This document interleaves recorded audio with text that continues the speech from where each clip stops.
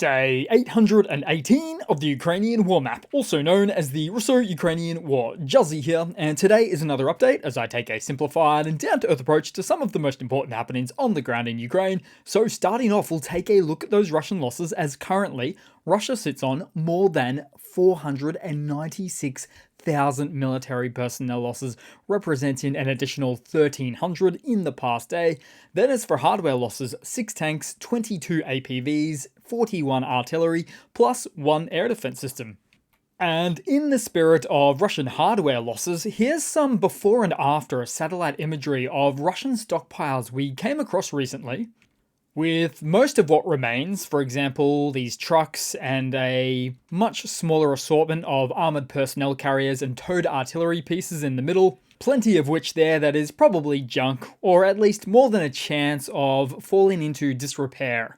Then we'll head across to the map and we'll start out in Russia, where we saw a Ukrainian drone destroy a Russian Buk air defense system in the Kursk region, as it appears that the launcher of the $26 million system was shoring up closer to border lines with Ukraine in an attempt to protect the Russian skies.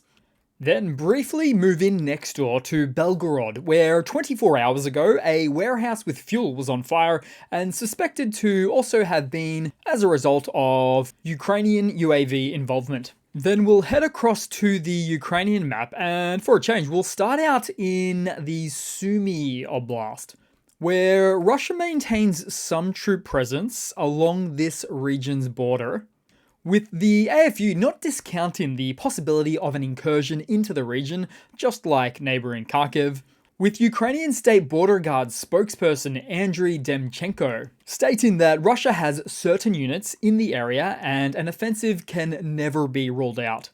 And in the event that it does happen, with the Russian objective being to strain Ukraine's defences along the extensive 560-kilometre border in the Sumy Oblast alone. That's right, 560 kilometers, or thereabouts 350 miles. And so, due to the recent Kharkiv incursion events, you can bet that Sumy border fortifications are only being bolstered more and more now. Then we'll head across on the map to the contested town of Vovchansk in the north of Kharkiv, where around 100 Ukrainian civilians remain and needing to be evacuated under heavy shelling conditions, with approximately 11,000 already evacuated. And although I still don't consider Vovchansk or any other settlements on this front to be stable by any means, the AFU has inflicted heavy losses on Russian troops with tangible results, with Zelensky noting in a nightly address that although it's a challenging situation, the situation here was more difficult just a week ago.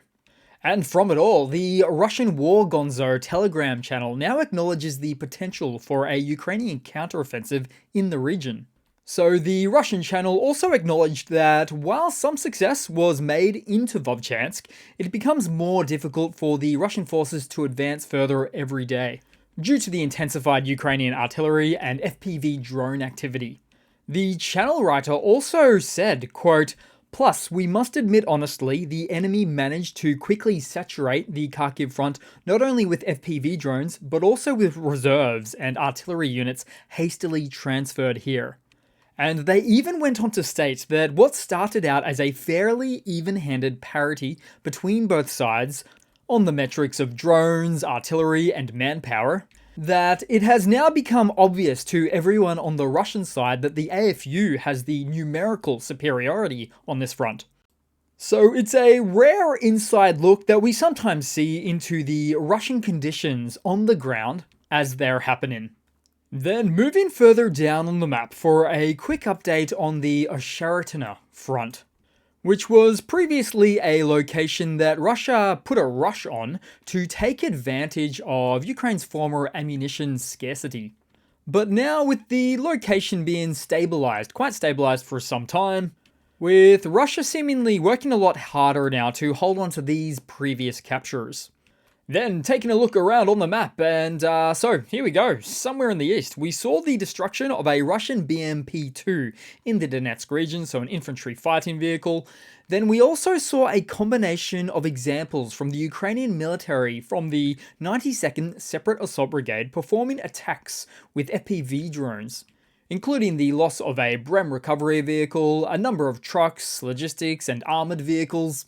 But then we also surprisingly saw a Russian BM-12 grad launcher, BM-12.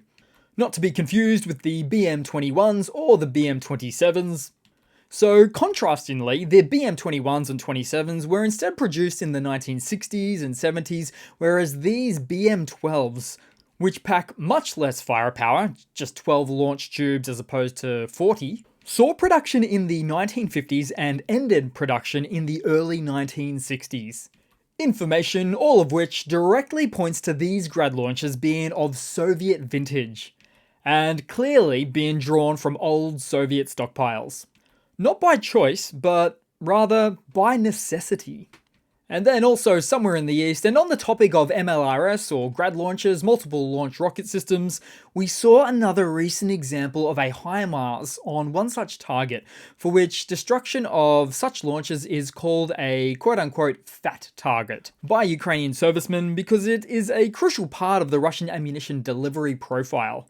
So this one was the BM-27 variant, which can also be used for deploying cluster munitions.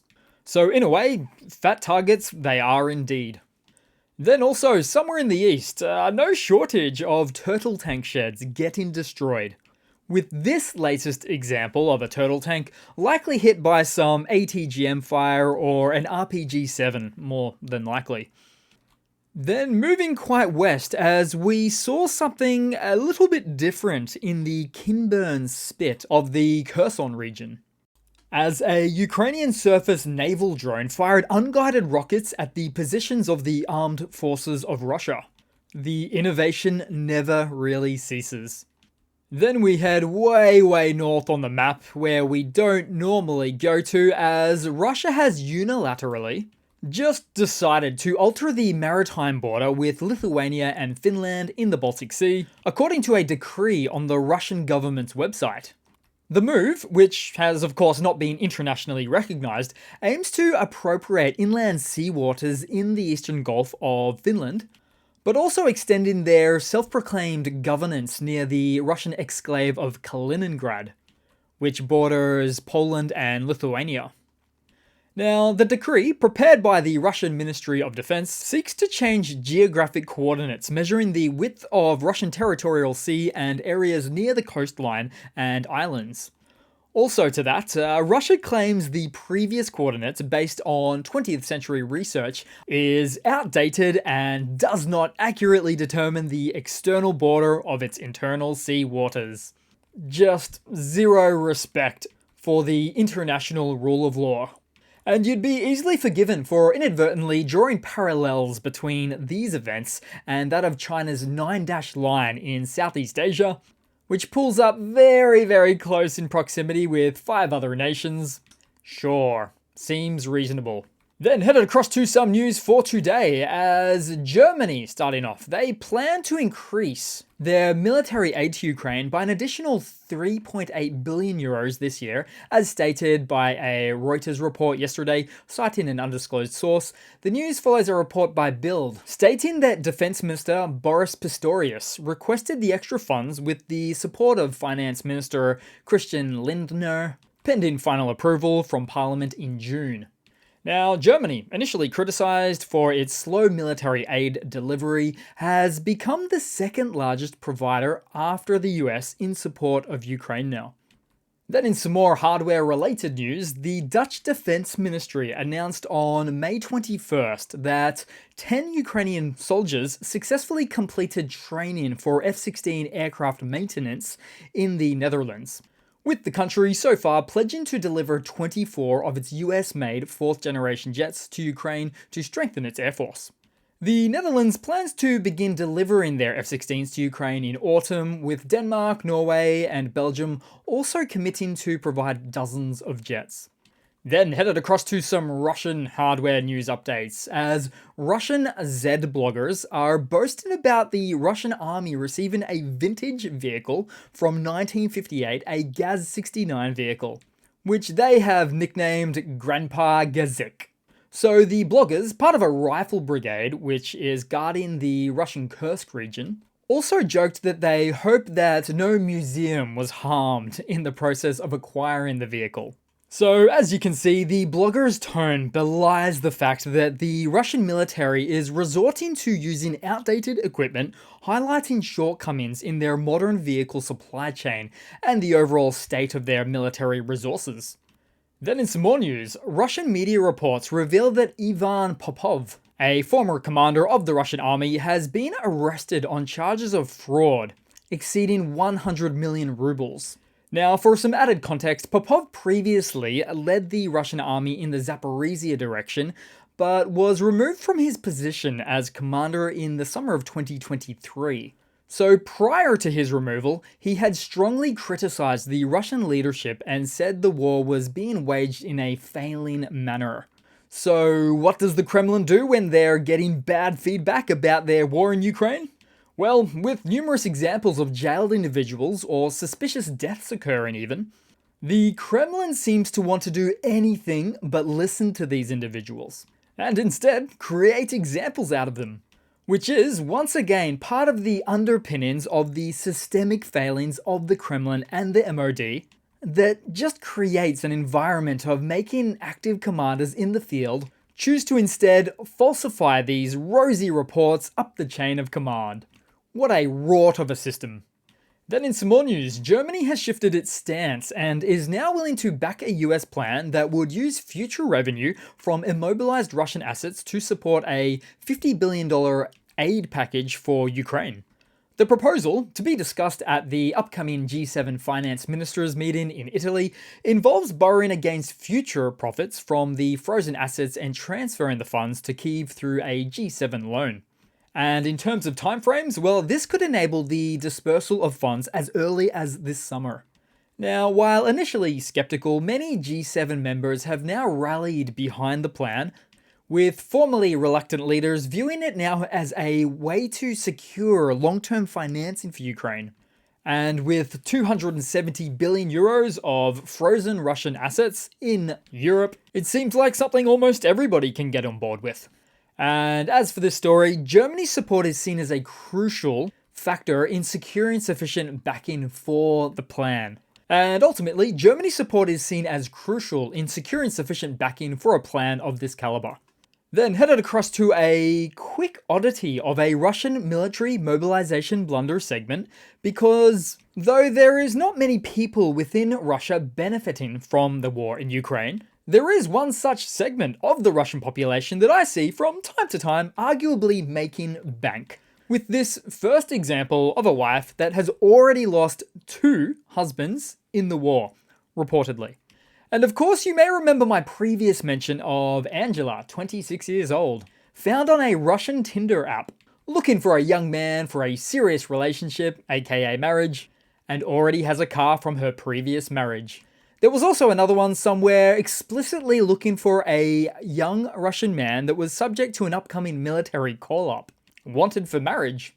So you see, provided any of these people are from St. Petersburg or Moscow City, then they at least expect to get some sort of compensation, which is literally called compensation for the loss of the breadwinner.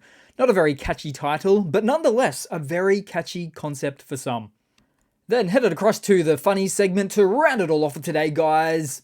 Or consider this segment a bit strange or bleak, if you will, because just yesterday, a Russian court sentenced Anatoly Maslov, a 77-year-old physicist, to 14 years imprisonment for treason.